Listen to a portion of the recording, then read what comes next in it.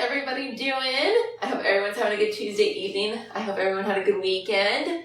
Enjoying the winter weather thus far. Man, it was a pretty crummy day here. It was started high 55 and then it's 30 degrees outside, rainy, nasty. Ugh.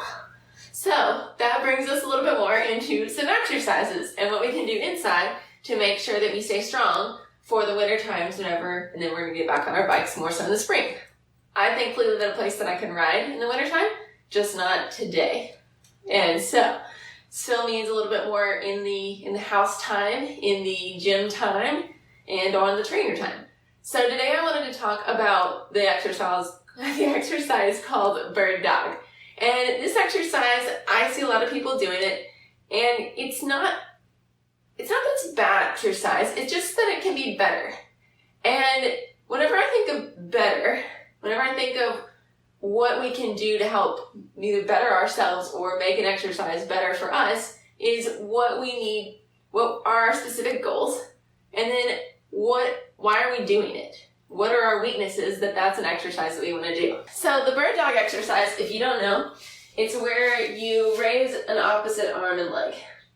And you can go either back and forth, you can pulse at the end, or you can just go and do reps of them. And it's not bad. You're getting butt work by doing some hip extension within that. And then you're getting some arm work, both from stability, from one arm down, and then the other arm reaching long. But whenever we think of what we as ladies need, both for our bodies and for on the bike, then we think about what are our weaknesses, what are our goals. So the one problem that I don't like, or the one problem that I have with this exercise, is that it counterbalances you. And what I mean by counterbalances is that when my leg goes out, my arm goes out. And so my trunk doesn't have to really do a whole lot because I have two rotational forces that are basically counteracting each other. And so what I like to do within this one is that you actually only do arms or only do legs. Or you have an extra weight on one area or the other. Or you do both sides at the same time.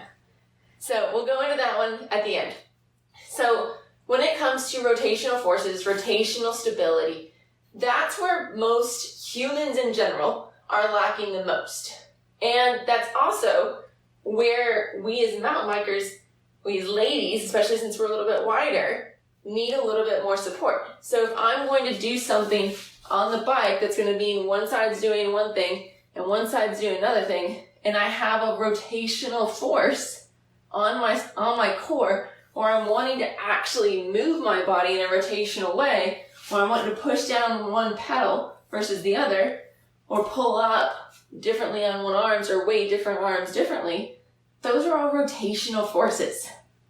And this is my engineer brain kind of tying into all this. And for those rotational forces, we need to practice and train our bodies for it. Because most of the exercises typically are straight plane. Our plank is straight plane. This guy is actually straight plane because I'm counterbalancing myself. Versus if I just do leg reaching out and here, and I try to keep the rest of my body nice and still, then it's a whole lot more core, a whole lot more of that than if I did counterbalancing. Another thing to note, let me know if this makes sense to you. Say rotational forces, if you feel like you need more of that. Because if you definitely have these exercises that we do for squats or that we do for deadlifts, they're great, but there's no rotational forces on it. And so if you feel like you need more rotational force exercises, I know that sounds super weird, in your workouts, let me know. Because that's my jam. That is where a lot of us are lacking, and that's where I try to give a lot of push more towards. So the first one of that caveat for the bird dog is to do just arms or just legs. Whenever your trunk is maintaining that that stability support. So you can either target rotation by doing rotation or by resisting rotation. And this one is a resisting rotation.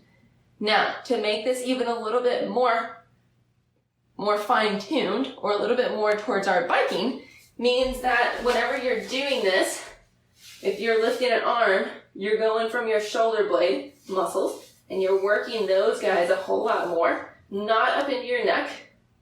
And you'd be surprised if you just did this and focused in on that shoulder blade coming down and back for that movement, so you're getting that movement from here, versus if you're pulling up with it a whole lot and then you're getting more of here. I don't like for anybody to pull on their neck a whole lot, especially using this lovely muscle up here called your upper trap. You want to use these guys down here called your lower trap.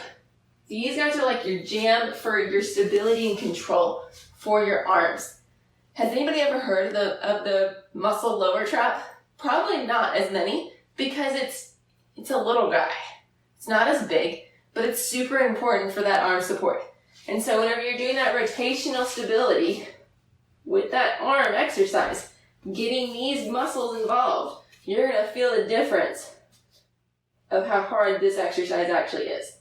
Now, same goes for our hips. When we're moving our hips out, I want you to think about a hip movement, not a low back movement. And so your back shouldn't sag as you do this like that. It should stay nice and still, and then that means that your glute will actually work more for you. So instead of you using more here, you're going to use more here. And everybody knows that we need stronger butts. Like ladies as a whole, we got to get some stronger butts back here and stop using our quads quite as much as we love to, because that's just our jam. We kind of dig into the quads. We don't know how to use back here as much. That comes from your core. That comes from here.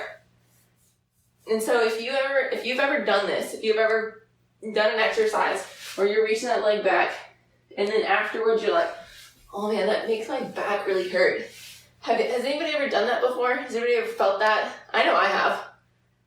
Especially if I'm just not paying attention. I'm not thinking about what I'm doing. So whenever you're doing this modification, this change, making this exercise better, you want to think about here being nice and still and that movement coming straight from that hip. So those are the main two ones that I typically have my clients do. Those are the two main differences, the two main abilities, and focus in on where they need to be a little bit stronger. So if you're going to do these, I want to know. Just say, I'm going to do the modified bird dog now, because I'd love to know that this is actually making a difference in your life and that you're actually going to do some of these exercises. So at the very beginning of this live stream, I talked about how you can either do upper body, lower body, or same sides. And so one of the hardest things and one of the most rotational stability and support is if you actually reach both arm and leg out on the same side. And so you're not counterbalancing yourself as much. You're basically maintaining that stability and support. The harder you want to make this, the closer in your hand and your knee become in a straight line. And you can see I'm probably digging in my toe here a little bit to help with that stability and support. And I almost fall over a little bit with this because it's really making me challenged in work. It makes me have to focus in. It's hard to talk while I do it. But that's how you basically have it planted, knee and hand, straight line. If the hand's out a little bit, it makes it easier. Or if the knee is out a little bit, it makes it easier. And then you reach arm and leg out, touch, and then arm and leg out. And that means all of your weight is held on one side of your body, and so your counteracting has to come all through your core. It's so wonderful. It's really hard. As you can tell, I'm breathing hard after doing just 5 of them. But it's really fantastic. So if you're going to do either the modification for your arms, say arms. If you're going to do the modification for your legs, say legs. And if you're going to try same sidesies, say one side. Or if you're going to do all of them, I'd love to know. And if you're catching this live stream, I'd love to know. either replay or live. So I hope that you enjoyed today. Give it a try. It's a lot more challenging than what you'd think, but it's super helpful. I really like that exercise. It's a good, like, mind-body movement for these guys. Perfect, guys. I hope you guys have a wonderful night. If you do want link to the shirts, let me know. Say shirts down below. And, or have any questions on those, or if you have any more questions on the bird dog exercise. I love sharing with you guys all these little kind of tweaks that I like to do to make them a little bit more specific to us ladies. And also specific to mountain biking to help us get stronger, especially during this winter time. Alright guys, I hope you have a wonderful night. Bye!